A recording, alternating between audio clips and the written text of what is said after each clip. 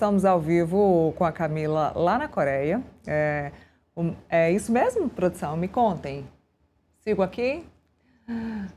Vamos lá, porque não é só o Brasil que segue no noticiário. Hoje completam 4 anos do conflito entre Ucrânia e Rússia. O México passa por uma onda de violência após a morte de um dos principais traficantes do país. E lá na Coreia do Sul, além das agendas em busca das parcerias comerciais, cresceu a expectativa para o encontro entre Lula e Donald Trump. A gente vai direto para lá, no nosso giro de notícias internacional, porque a nossa repórter Camila Xavier acompanha as informações sobre o presidente Lula e ela que está muito bem acompanhada, está com o ministro Padilha. E já deixo para você, é com você, Camila. Muito bom dia. Bom dia para a gente. Acredito que já seja aí, provavelmente, boa noite para você e para o ministro Padilha. Bom dia, Neila. Boa noite por aqui, né, ministro? Já próximo de 11 da noite. E chega ao fim essa viagem do presidente Lula. O presidente Lula já embarcou hoje. O ministro Padilha ficou por aqui para cumprir ainda algumas agendas. E a gente queria, então, ministro, que o senhor falasse um pouco, já que chegou ao final, né, essa viagem, do balanço do que o Ministério da Saúde conseguiu negociar por aqui, quais são os resultados esperados dessa viagem. Primeiro que é um grande sucesso. A gente sai daqui primeiro com a parceria estratégica num nível mais alto com a Coreia. Aliás, eu acompanho o presidente Lula há muitos anos. Poucos momentos eu vi uma afinidade tão grande com o presidente de outro país, como surgiu entre o presidente Lula e o presidente Lee aqui da Coreia. O Ministério da Saúde sai daqui com 3 contratos para fornecimento, desenvolvimento e produção de medicamentos para o SUS, medicamentos para o câncer, medicamentos para algumas doenças raras, são medicamentos de alta tecnologia, com as maiores empresas de biotecnologia da Coreia. Então, parcerias que fazem com que a Fiocruz, Bahia Pharma, a Bionovis, que é a empresa nacional privada, vão poder absorver essa tecnologia e garantir para o SUS, para os pacientes que estão esperando no SUS esses medicamentos, dar uma garantia, inclusive, de fornecimento, independente de qualquer tipo de conflito, qualquer oscilação internacional. A gente sai também com 3 parcerias da Fiocruz para desenvolvimento de testes diagnósticos, vão poder diagnosticar malária em regiões remotas, tuberculose em regiões remotas, e também com 3 acordos entre os governos. Um novo acordo com o Ministério da Saúde da Coreia. Nesse novo acordo está incluído o tema da saúde digital. Eu fiquei aqui hoje para visitar o maior hospital inteligente, ultraconectado, que é da Samsung, é um dos maiores do mundo, e firmamos uma parceria, porque o Brasil, o Ministério da Saúde está construindo no Brasil serviços da chamada medicina inteligente, ultraconectados, um deles vai ser, inclusive, na UNB. Vamos ter a parceria aqui dos hospitais coreanos, em especial do centro da Samsung, para desenvolvimento dessa tecnologia, um projeto financiado pelo Banco dos BRICS e pelo governo brasileiro. No acordo também muito importante da Anvisa, com a autoridade reguladora do governo coreano, isso vai ser importante tanto para os medicamentos, mas também para o setor de cosméticos. O Brasil, a população brasileira, né, os produtos cosméticos vindo da Coreia têm um apelo muito grande no nosso país.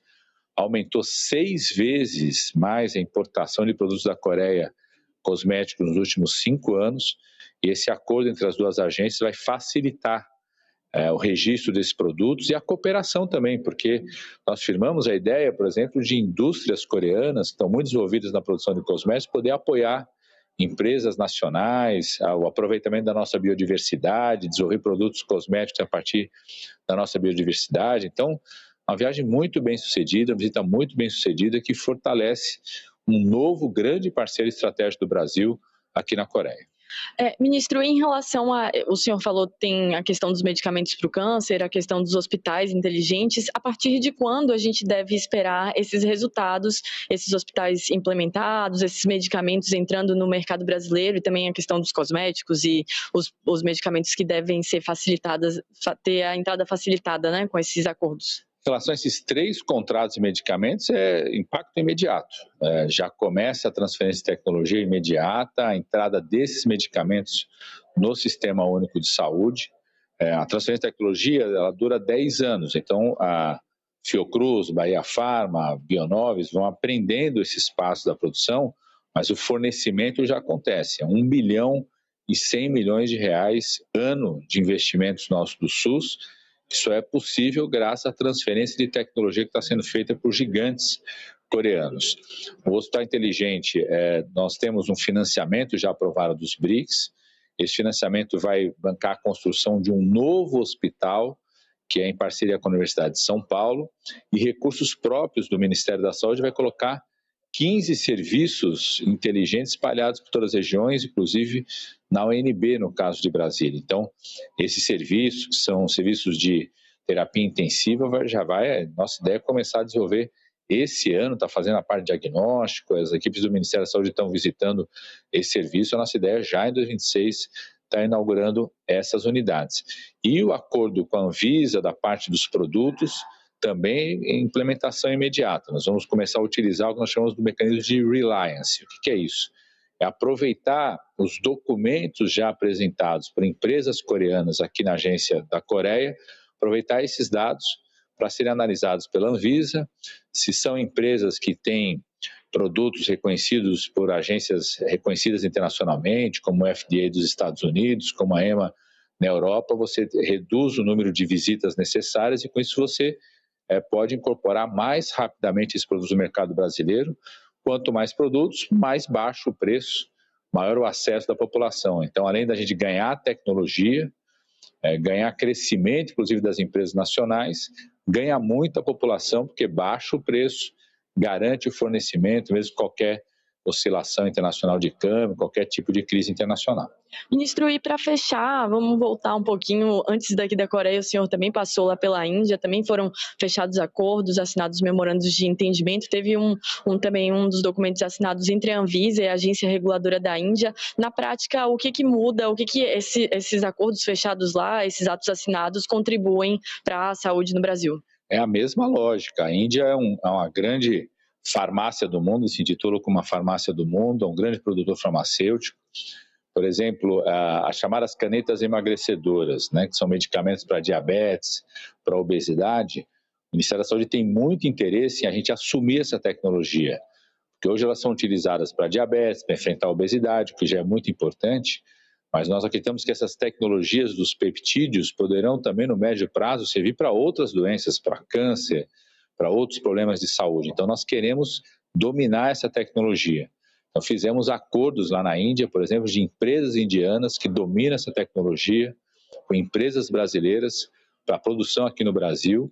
Isso pode permitir que você tenha mais produtores desses medicamentos e, com isso, derrubar o preço, baixar o preço e, com isso, aumentar o acesso à população. Eu acho que essa visita do presidente Lula, tanto à Índia quanto à Coreia, e a nossa ação do Ministério da Saúde, com a China, a Índia, a Coreia, com países da Europa, com empresas dos Estados Unidos, estão mostrando que a gente cada vez mais está aproveitando as portas do mundo que se abrem pela ação do presidente Lula para reduzir qualquer dependência na produção de medicamentos, de tecnologia da saúde. Não queremos ficar dependendo de apenas um país ou de uma região do mundo, queremos diversificar para que a gente possa produzir cada vez mais no Brasil, e com isso cuidar com mais segurança da nossa população.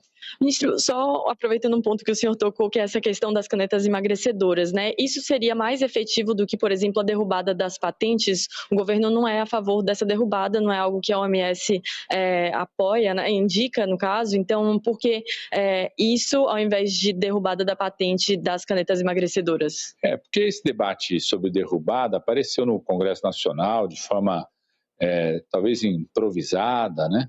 Eu entendo o apelo que isso tem. A gente tem que ter noção de que o mais importante é dominarmos a tecnologia desse produto, porque ela é importante hoje para diabetes, para obesidade, e poderá ser muito importante para outras doenças.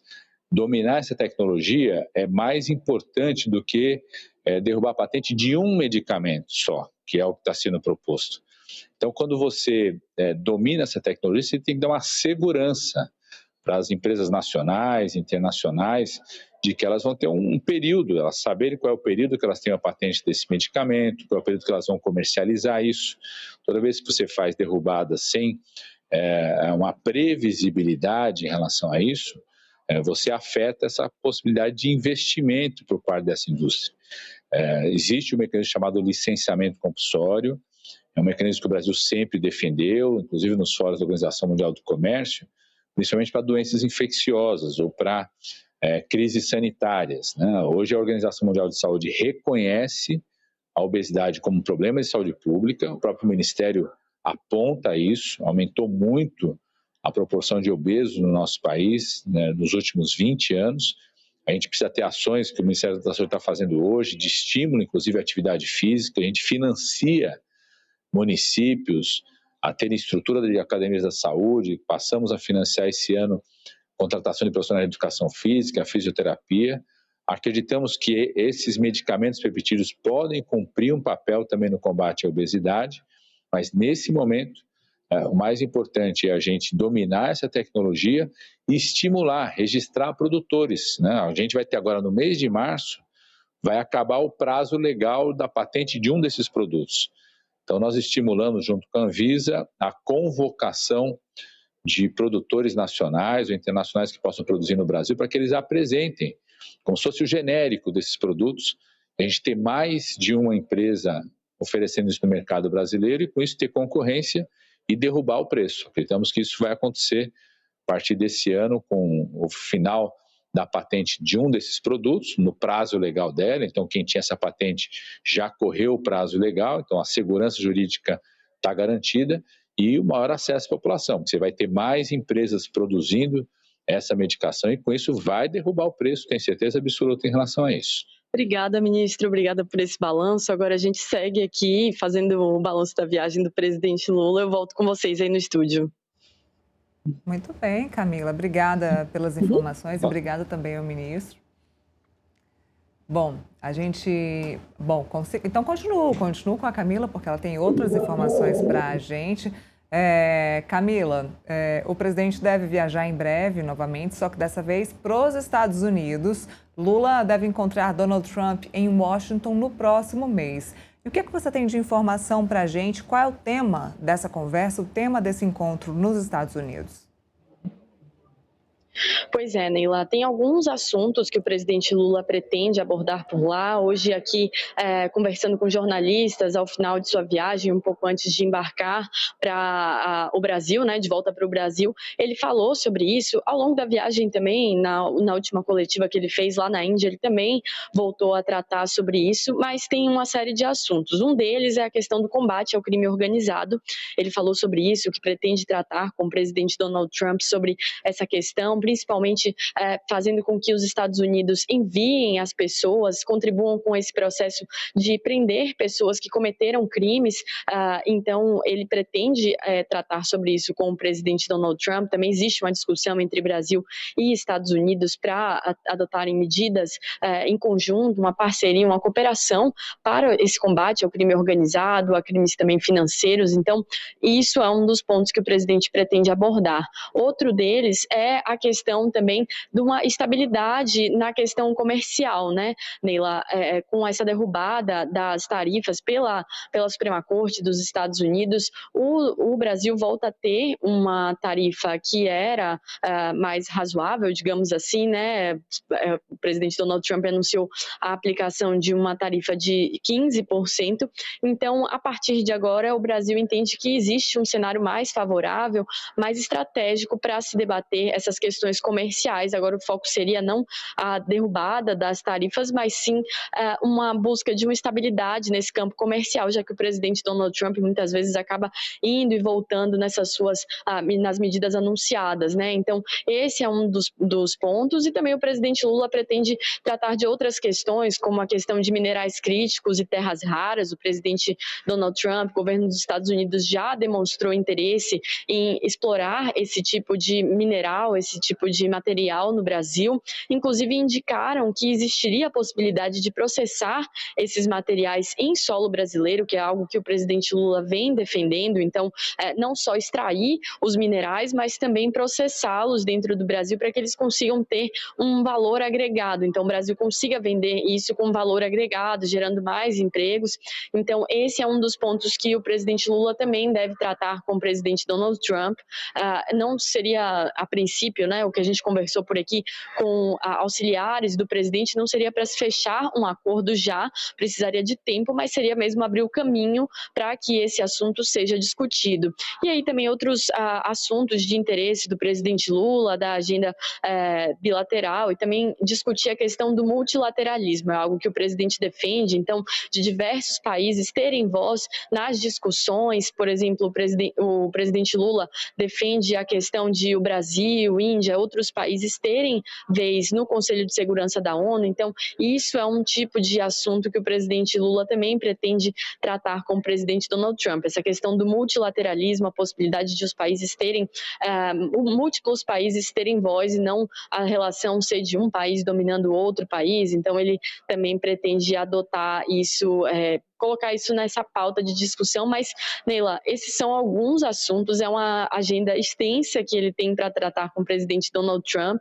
A gente segue aí na expectativa de esse encontro acontecer possivelmente no dia 16 de março ou por volta dessa data. Foi, inclusive, a data que o presidente Lula falou hoje. A expectativa é essa segunda metade de março ter esse encontro entre os dois.